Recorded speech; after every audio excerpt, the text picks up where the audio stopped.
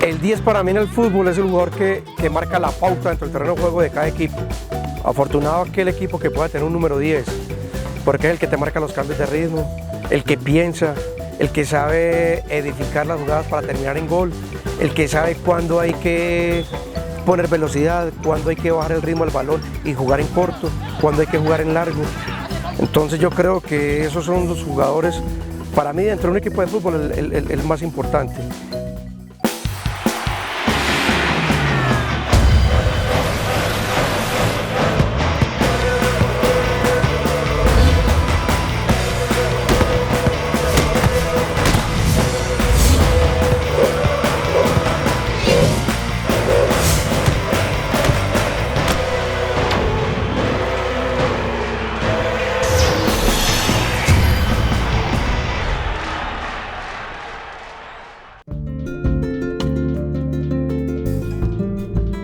Yo nací en Bogotá el 8 de octubre de 1959. A la edad de 2 años me traen a la ciudad de Medellín. Mi niñez la pasé en un barrio que se llama La Castellana. Jugábamos en la cuadra y en el colegio, pertenecía a la selección del colegio. Y uno de nuestros compañeros, el padre, era muy gomoso por el fútbol, entonces sacó un equipo en ascenso juvenil y de ahí soy llamado a conformar parte de la selección Antioquia Juvenil en 1976 para el torneo nacional que se realizó acá en la ciudad de Medellín, donde tuve la suerte de quedar goleador junto con Veralima de Santander. Yo vine precisamente a ese torneo nacional juvenil también en 1976 con Santander y él jugaba en la selección Antioquia.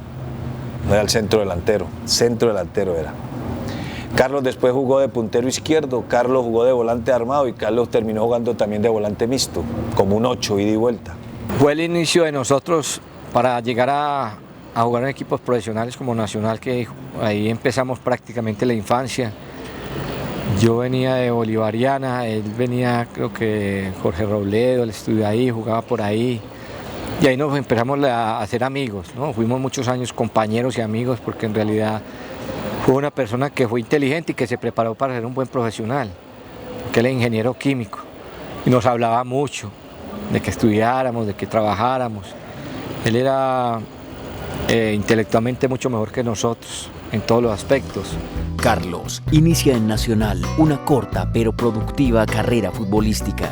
Nacional en divisiones inferiores creó un equipo, digamos, como para hacer, se llama Cosmos. Y la idea era que ese equipo alimentara el equipo profesional. Inclusive a varios de los integrantes de ese equipo, Barrabás Gómez, el Flaco Salazar, Pedro Sarmiento, Johnny Aguilar, nos llamaban a veces a entrenar con la profesional. Subeldía va viendo la capacidad de muchos jugadores de ahí y nos sube a la profesional. Y yo logro debutar en 1978 cuando cierran el Atanasio Girardot, lo cierran para los centroamericanos y del Caribe. Había que hacer unas reformas, entonces nos tocó jugar la primera vuelta de visitantes. Y el primer partido de ese torneo, el torneo de apertura, lo jugamos en Bogotá contra Santa Fe. Y debuté jugando contra Santa Fe, afortunadamente con un buen nivel.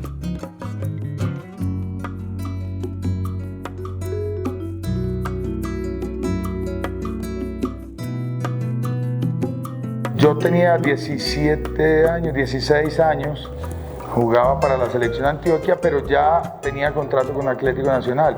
Me permitían entrenar con el equipo profesional y fue un año muy lindo porque me tocó conocer a ese gran maestro Juan Osvaldo Subeldía, conocer toda esta camada de jugadores antioqueños que eran el kinder de Subeldía, y la experiencia fue muy enriquecedora porque entendí cómo nuestra profesión, el profesor Subeldía la hizo dignificar, porque llegaron los entrenamientos a doble jornada en Colombia, le hizo cambiar el pensamiento al jugador colombiano, la disciplina era la constante de ese maestro que tuvimos todos. Entonces el convivir y estar en ese título de Nacional 81, así fuera en la plantilla, porque no jugaba, porque tenía 16 años, pero entrenaba con ellos, porque me tocó concentrar. Fue una experiencia muy, muy linda porque estuve rodeado de jugadores muy talentosos, disfrutaba del fútbol de Hernán Darío Herrera, de Carlos. Fue el primer título que me tocó ver a mí de Atlético Nacional, del equipo del cual soy hincha y el equipo donde comencé a jugar.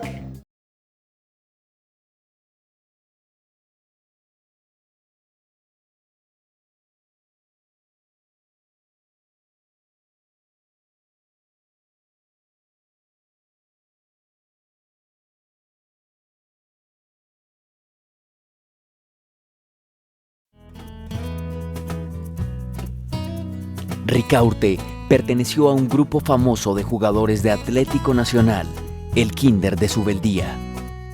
En el 81 es cuando coge nombre el famoso Kinder de Subeldía.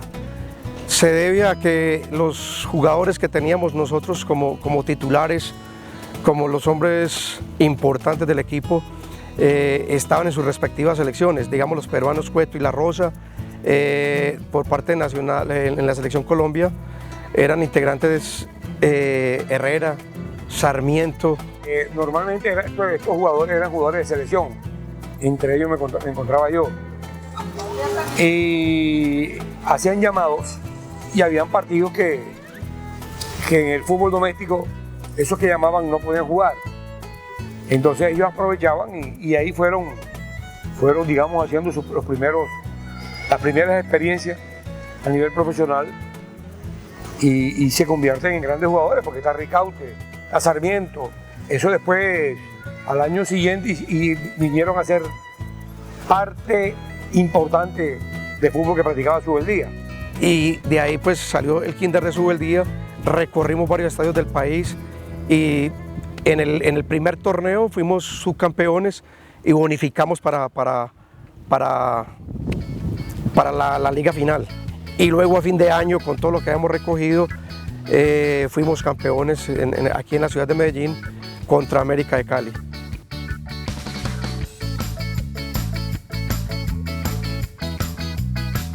Cuando quedamos campeones en diciembre del 81 contra América, pues la sensación y la felicidad más grande deportiva que yo sentí en mi vida fue esa, indudablemente. Nos coronamos, yo ya había sido campeón a nivel juvenil con Selección Antioquia en 2 oportunidades, sabía lo que es ser campeón, pero a nivel profesional, del fútbol profesional colombiano, no había tenido, era mi primera oportunidad y indudablemente eso fue grandísimo. A pesar de que el América ese día se retiró, que el partido estaba muy apretado, íbamos ganando 1-0, y en una jugada de contragolpe le hacen un penalti a César Cueto, y el médico Ochoa considera que no es penalti, entonces retira al equipo. Pero más sin embargo, eso no logró opacar la felicidad que se sentía en el estadio y en sus alrededores, y nosotros dentro de la cancha pues dimos la vuelta olímpica de una manera estrepitosa y con mucha felicidad.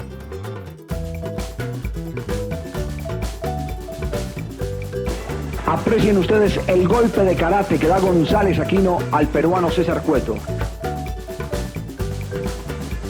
Penal que nunca se ejecuta, porque el América se retira en actitud incomprensible, en un momento definitivo de un campeonato donde debería reinar la gallardía y la aceptación de la derrota.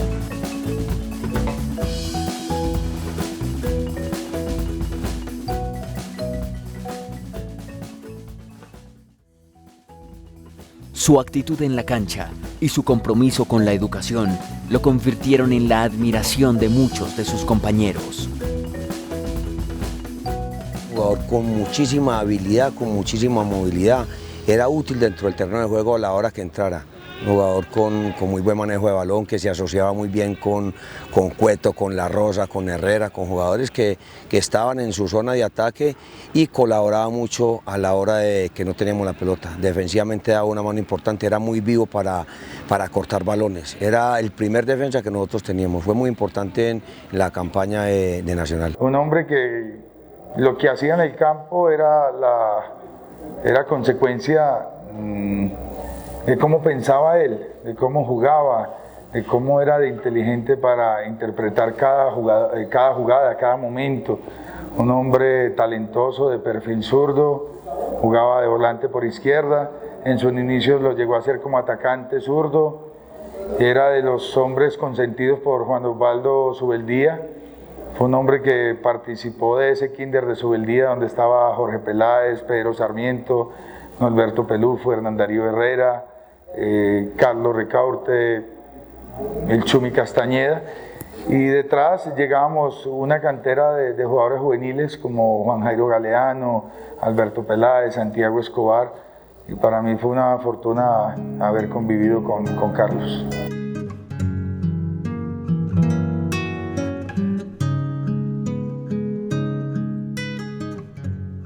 Después de las finales del 86, las finales del torneo colombiano del 86, Nacional no tuvo una buena presentación. Teníamos un equipo muy regular y en esos momentos el Nacional es comprado por Víctor Raúl Taborda y Cristóbal Tobón, donde por convicción pues nombran a Francisco Maturana, como que había hecho una brillante campaña con el Once Caldas, lo nombran técnico y quieren hacer de Atlético Nacional en el 87 un equipo netamente criollo.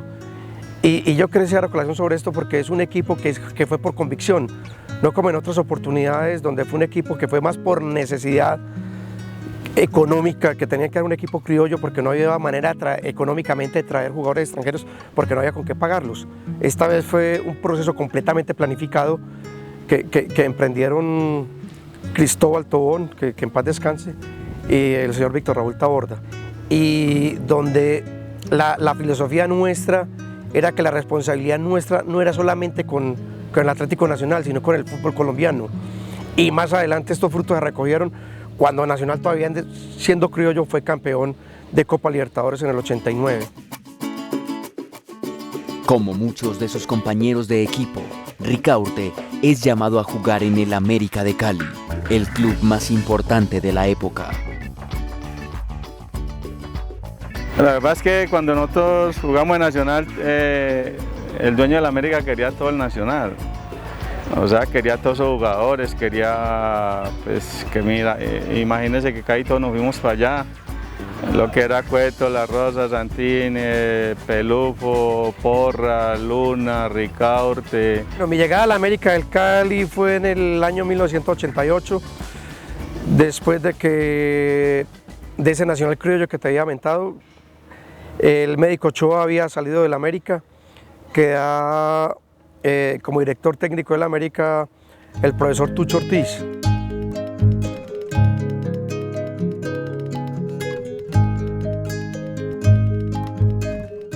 América me deja una enseñanza muy grande porque considero que la organización como club estaba muy bien. Yo pienso que en esos momentos era prácticamente era organizado como una empresa, con su sede deportiva, con su sede administrativa, con personas encargadas de ver la forma como vivían los distintos integrantes del equipo, tratando siempre de mirar dónde había una dificultad o un problema, bien fuera económico o bien fuera de actitud y de vivencia de los deportistas de la institución.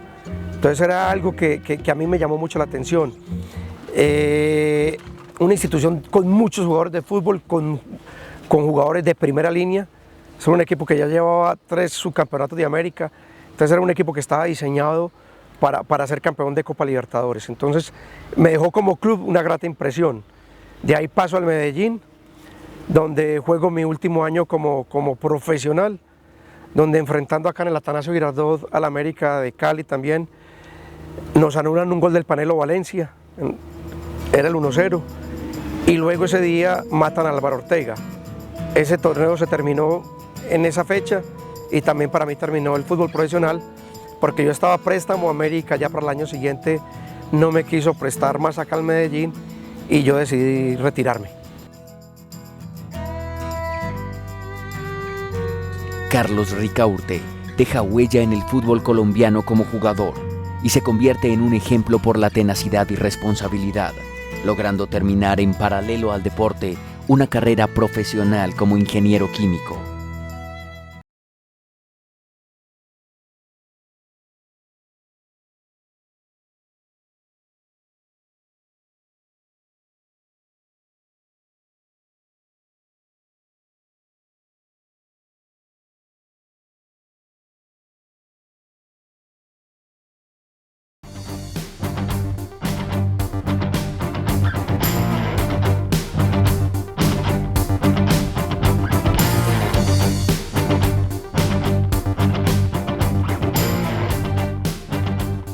Carlos Ricaurte era muy del estilo de Hernán Darío Herrera, un jugador frontal, un zurdo muy punzante, fue goleador, tenía un gran olfato goleador.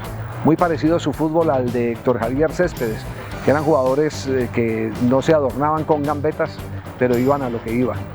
Marcaban goles porque siempre su presencia era sorpresiva. Con Carlitos siempre ha sido el jugador rápido, de buen remate, de buena definición, y intuía bien las jugadas, ¿no?, para gol. Es un jugador que le daba mucha dinámica a su juego, un jugador importante que sirvió en muchos partidos cuando tuvimos también el campeonato, y para nosotros era un refresco grande para nosotros porque sabía jugar bien al balón, y él prácticamente nos marcaba la jugada como para poder definir, y definiendo era muy bueno, y bueno, con todos los chicos ahí nos la pasamos bien con él, y ahora último que fue a jugar a Itagüí nos encontramos, sí, igualito.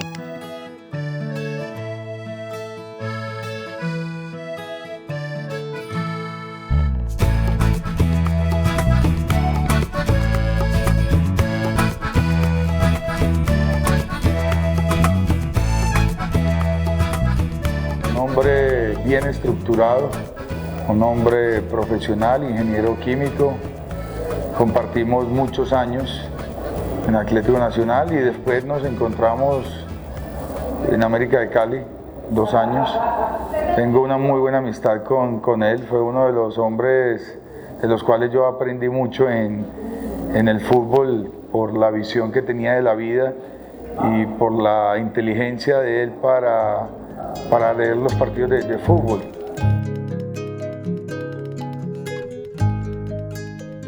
Es un jugador muy inteligente, un jugador que era de toda la cancha, un jugador que nunca entrenaba muy bien, nunca era indisciplinado, o sea que era un profesional 100%. Él era un poquito adelantado porque era mucho más dinámico que todo, rápido, goleador, podía jugar de volante, ocupaba varias posiciones. En esa época el fútbol no era tan dinámico y él superaba eso y superaba a los demás contrarios por la dinámica que tenía, porque tenía muy buen cambio de ritmo, velocidad, muy inteligente para jugar y una buena definición. Y Carlos es un buen ejemplo para el deportista de antes y para el deportista de hoy. Y le tocó en ese buen ejemplo algo muy difícil, porque cuando era con el profesor Subeldía, y con el profesor Subeldía era o estudia o juega. Y utilicemos esta palabra, ¿cierto? De pronto alguien la puede interpretar mala, pero tragámosla para bien. Carlos se le reveló al profe Subeldía y estudió ingeniería química y se graduó. Y hoy Carlos ejerce su profesión, es de esos jugadores de fútbol que estudiaron cuando estaban jugando, con esa situación difícil con Subeldía, se impuso Carlos y terminó su carrera y hoy la ejerce. Pues yo a Nacional le debo mucho porque desde pequeño fui hincha de Atlético Nacional. Para mí era un sueño jugar al fútbol profesional y jugar uno en el equipo que uno, de sus amores, de su corazón, pues es una cosa muy grande. Yo le debo mucho a Nacional porque también me acogió y me ayudó como jugador, y fuera de eso me patrocinó también y me ayudó a hacer mi carrera académica. Entonces yo a Nacional viví eternamente agradecido, como vivo agradecido en los otros 2 equipos que jugué mucho menos. En Nacional jugué 11 años, en Medellín y América de Cali jugué 1 año en cada uno, pero también vivo eternamente agradecido con ellos porque me permitieron desempeñar una labor que más me gusta, que inclusive todavía ahora a mis 52 años que juego al fútbol los fines de semana, un torneo que nosotros lo llamamos categoría preinfarto acá en la ciudad de Itagüí. Nosotros pues lo gozo, entonces me permitieron hacer algo que todavía gozo y que me hace falta jugar los fines de semana. Entonces es con los 3 equipos y sobre todo con Nacional, porque fue donde más tiempo lo viví, viviré eternamente agradecido y lo llevaré dentro de mi corazón. Ricaurte es el ejemplo de un volante inteligente y sagaz, un jugador para recordar.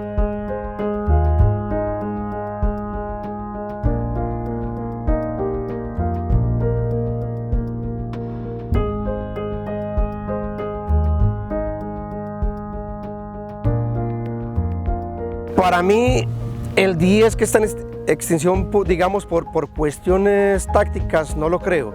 Yo creo que está más en extinción es porque no volvieron a salir de esa clase de jugadores. Y yo creo que el problema es más de los técnicos que hay en divisiones inferiores. Porque los técnicos que hay en divisiones inferiores se olvidaron, son técnicos no para ser campeones de sus respectivos torneos, sino que son técnicos para alimentar de jugadores a los equipos profesionales. Entonces en divisiones inferiores el tamaño, la potencia física hace mucha diferencia en esas edades.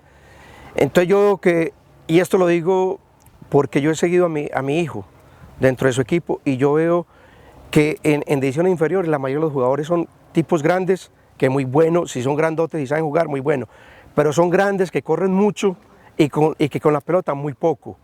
Y cuando tú encuentras un jugador que normalmente es pequeño, porque todo eso necesita una coordinación de cerebro, que son órdenes que llegan a los pies, que los pequeños normalmente tienen esa sincronización que es necesaria para todo eso, y que al grande se le dificulta mucho más. Entonces cuando son pequeñitos y viene el grandote y medio con la mano lo saque, no, este no sirve, es que este lo mueve muy fácil. Entonces yo creo que están formando más atletas para jugar al fútbol que futbolistas. Yo creo que por eso es que se ve el problema ahora. Dicen que el 10 está en extensiones, por eso.